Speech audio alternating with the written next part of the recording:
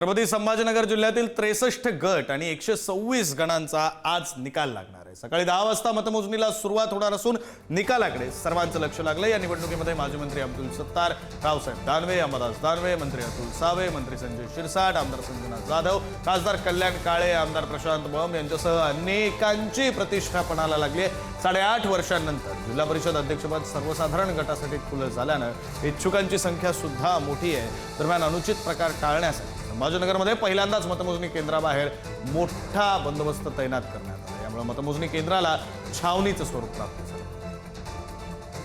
कोणाकोणाची प्रतिष्ठा पणाला लागलेली आपण ग्राफिक्सच्या माध्यमातून पाहूया। छत्रपती संभाजीनगरमध्ये माजी मंत्री अब्दुल सत्तार, माजी केंद्रीय मंत्री रावसाहेब दानवे, माजी विरोधी पक्षनेते अंबादास दानवे, सध्याच्या मंत्रिमंडळातले मंत्री संजय शिरसाट यांची प्रतिष्ठा पणाला लागलेली आहे। शिकूया AI ची क्रांती, चला करूया MSCIT।